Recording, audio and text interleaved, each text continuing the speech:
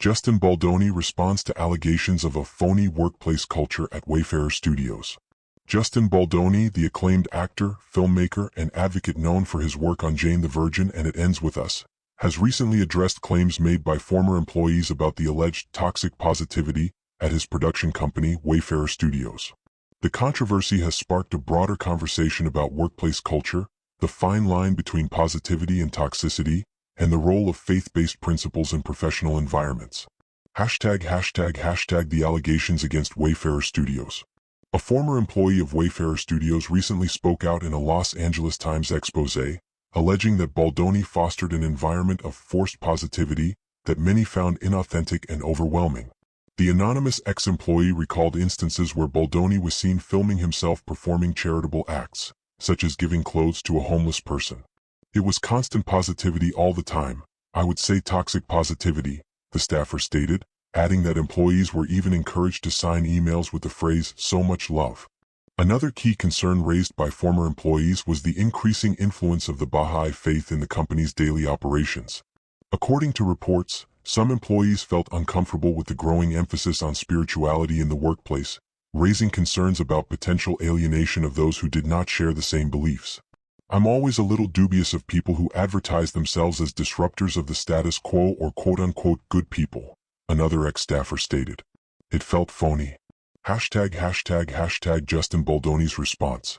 In response to these allegations, a representative for Baldoni issued a statement to DailyMail.com, denying any complaints about the workplace culture at Wayfarer Studios.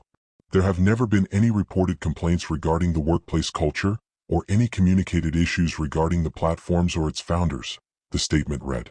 Addressing the email signatures and overall culture of positivity, Baldoni's spokesperson clarified, "If any guidance was ever provided to employees on how to conduct their written correspondence, it was to ensure that the activities of its employees remained professional and aligned with the ethos of the company." Furthermore, the representative emphasized that the company remains committed to fostering a joyful and uplifting work environment. Wayfarer believes that joy and positivity are the essence of good work, and they stand by this statement. Faith and spirituality in the workplace. A particularly contentious issue in the allegations was the role of the Baha'i faith within the company's culture. While Baldoni has been open about his spiritual beliefs, some former employees expressed concerns over the faith's growing presence in office discussions and operations. The LA Times reported that multiple employees had raised concerns about the overemphasis on Baha'i principles, feeling that it created an exclusive atmosphere for those who did not share the same belief system. Baldoni's spokesperson countered these claims, saying, "All of Wayfarer's projects are rooted in a belief system that stems from various faiths and backgrounds. Speaking from a place of spirituality is commonplace. Employees are encouraged to celebrate and practice their individual beliefs however they see fit, a message which is proudly supported by leadership." Understanding toxic positivity. The term toxic positivity has gained traction in workplace psychology, referring to an excessive emphasis on maintaining a positive attitude, even in situations where genuine concerns or criticisms should be acknowledged. Workplace environments that prioritize constant happiness and optimism can sometimes invalidate employees' emotions, discourage open dialogue, and create unrealistic expectations. Experts argue that while fostering a positive workplace is beneficial, it must be balanced with transparency, constructive criticism, and an acceptance of challenges. In the case of Wayfarer Studios, the alleged insistence on unwavering positivity reportedly left employees feeling unheard and frustrated. Broader implications in the entertainment industry. The allegations against Wayfarer Studios also highlight a broader issue within Hollywood and the entertainment industry. Many production companies and creative spaces brand themselves as progressive and socially conscious, yet behind the scenes, employees may face problematic work cultures.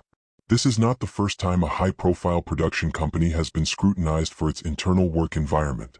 In recent years, several entertainment companies and talk shows, including The Ellen DeGeneres Show, have faced similar allegations of a work culture that was outwardly positive but allegedly toxic behind closed doors. Baldoni, who has built a reputation as an advocate for social change, gender equality, and emotional well-being, now finds himself at the center of a debate about whether his company's values genuinely align with the experience of its employees. What's next for Baldoni and Wayfarer Studios? Despite the controversy, Baldoni remains committed to his mission of using media to inspire social change. With projects like It Ends With Us set to release, his work continues to attract attention and admiration from audiences who appreciate his efforts to push for inclusivity and meaningful storytelling. However, the recent allegations serve as a reminder that even organizations with the best intentions must continuously assess their internal culture and ensure that their employees feel heard, respected, and valued. Whether Wayfarer Studios will implement changes in response to these concerns remains to be seen. For now, Baldoni's team is standing by their stance that the company fosters a healthy and positive workplace while encouraging employees to practice their beliefs freely. As Hollywood continues to grapple with issues of workplace culture, authenticity, and the balance between positivity and realism, the Wayfarer Studios controversy is likely to fuel further discussions on how leaders in the industry can cultivate genuinely supportive and inclusive work environments.